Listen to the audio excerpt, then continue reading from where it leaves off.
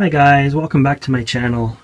In this video I am going to be showing you how I make my hanging baskets for all my orchids and carnivorous plants.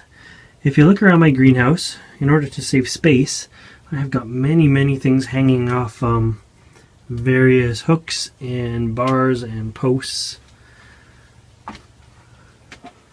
All of my orchids tend to hang. They're a lot more space saving that way. Although some of the orchids are still nice to keep on the ground, it really does save space and makes it very handy. And there's something nice about orchids in hanging baskets. So you'll find a lot of my orchids hang, and in today's video I am going to show you how to do that. So I'll swing you around here, and you can see this is a hanging basket that I made, and another little one here. Here's an Nepenthes that's in a hanging pot now.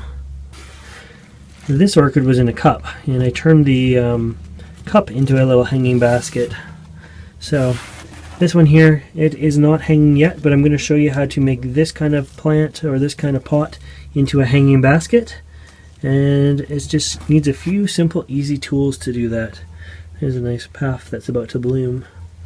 So, swing you this way. What you're going to need, and I have already got my little pokey thing warming up. Now, make sure if you're younger you ask your parents before you play with fire, but you need to heat up a metal rod. A nail would work as well. I use this one though because it has a rubber coating on the end of it, so it keeps my fingers from getting too hot. The other thing you're going to need is some thin wire. I just got this wire, I think it's picture hanging wire. I got it like at the dollar store, it's really cheap. So anyways, I have that warming, and I'm going to grab one of the clear pots. Okay, we're on the tripod now. So what we need to do is melt 4 holes in the pot. You don't want them too far down, but you don't want them too high up either, so that they break through. So that's all it takes. And you can see I put them about a ½ an inch up. And that's what the hole looks like there.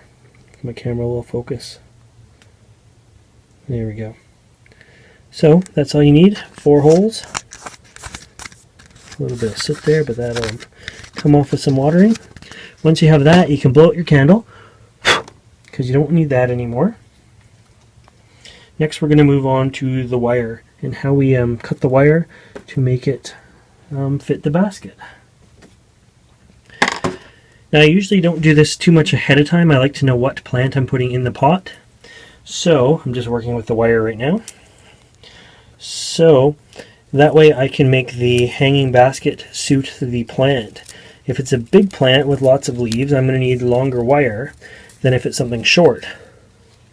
If I was just going to do one of these little Nepenthes here like this, which you could easily melt the holes in even with the plant in the pot, so there's no worries there if you've got plants that you want to start hanging. But something like this only needs a very little hanging basket compared to something that has big long leaves on it that's going to need extra wire. So I undo my wire here just a little bit, and I pretend the plant is in there, so I want the hooks to be about this high. So I'm going to make a little kink in the wire there, and I'm going to move you up just a little bit, and then with that kink there I'm going to measure another length that's the same. I'm going to kink it again, And now I'm going to straighten the wire out. So this is the second kink I've made, and I'm going to pull the wire along and basically just measuring it without any kind of measuring tape. So I'm going to pull the wire along. There's my second kink, or my first kink, sorry. And I come to the end there.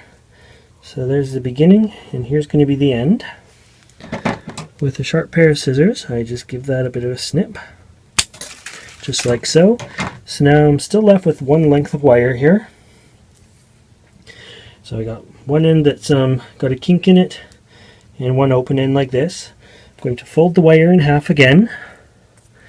And remember that first kink we made? You can still kind of see that. So we're going to make that other kink in the same spot, just like so. So I still am working with one piece of wire here though. Now I have the two kinks like this, and all I do is I make my hook, or my loop to hang stuff on. So I give it a twist. So now you have the twist at the top there. Obviously there's two ends to the wire already because there was a beginning and an end, and one loop. So I'm now going to cut the loop. And now I have four ends of wire on my hook here. And it's important you do this at this point as well. It doesn't matter the length of the wire here if they're not all exactly the same. But what does matter is the bend you make in it. So now I bend the wire right here. So now all the lengths of wire, even if they're slightly different, have the same length to them before they bend. Separate them all out so we have four different hooks.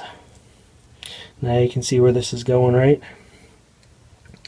And we're going to go down and thread it in each one and give it a twist. And move along to the next one and give it a twist. And to the next one, give it a twist. And to the last one, and give it a twist. There we go. I always have hooks laying around, so I'll find myself a hook here, just like so, and slip that through like that. And I have now made myself a hanging basket for orchids. Now, the good thing about this, as I say, you can do that while they're in the pot. It would have been just as easy for me to work with this orchid here as with this, just doing the exact same method. Heat up the little rod, go right through. And in fact, this one was a hanging pot at one point because I've already melted holes in it there. So this guy at one point was hanging. There's another hole and another hole.